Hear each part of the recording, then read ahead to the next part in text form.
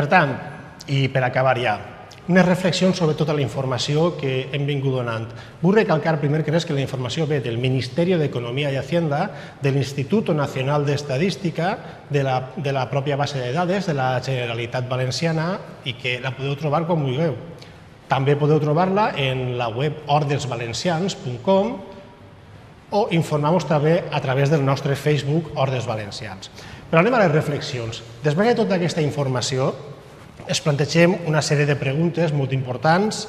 És que si l'estat espanyol té previst un mecanisme de compensació per a territoris que tenen menys recursos que la mitjana, per què els valencians no els rebem?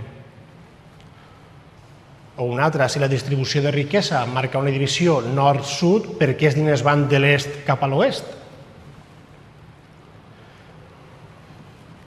Per què, a més de ser més pobres que la mitjana, no només no rebem, sinó que aportem a altres que damunt tenen més diners que la mitjana? Què som? Esta és molt bona. Esta és molt bona. La Generalitat Valenciana ha demanat 4.500 milions d'euros de rescat a l'Estat. Val, molt bé. Són diners que hem de tornar, és un préstec perquè no podíem pagar i hem de retornar-los en diversos anys amb un interès elevat, crec que està per el 6 o per el 7%, no recordo exactament. Però si cada any t'estan llevant, només en 2005, 5.575 milions d'euros, és molt fàcil pensar, a més de lògic, que primer t'estan agafant els diners i després te'ls deixen i te cobren interessos, però que són els teus diners. Està clar que durant molt de temps s'està parlant només del problema de la corrupció. És un problema molt greu. El problema de les males inversions també és un problema molt greu, s'ha de continuar parlant del tema, s'ha de continuar denunciant, s'ha de reclamar responsabilitat a l'hora d'invertir i s'han de reclamar responsabilitats a qui no es comporta de la manera deguda amb els diners de tots.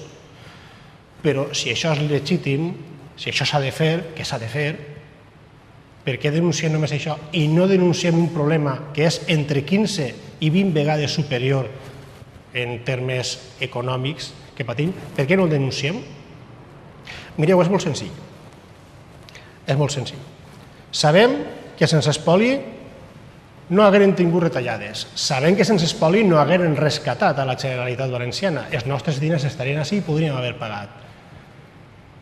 D'aquest espoli venen les conseqüències actuals.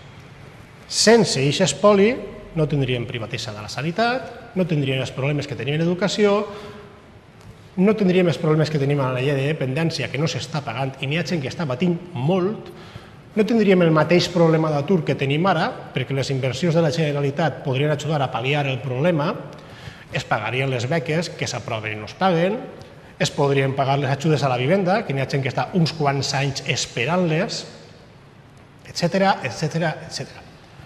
Quina és la solució al problema?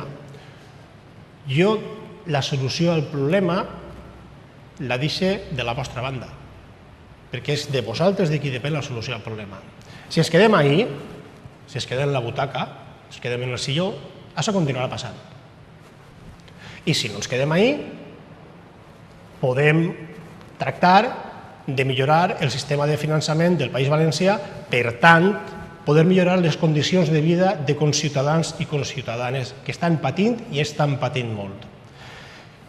Simplement per acabar, dir-vos que aquesta exposició està rodant per tot el territori valencià i que si us interessa portar-la al vostre municipi, si som una associació, un partit, el que siga, no hi ha cap problema, o el propi Ajuntament, podeu escriure un correu a info@ordesvalencians.com. Ens ficarem en contacte i parlarem del tema. Moltes gràcies.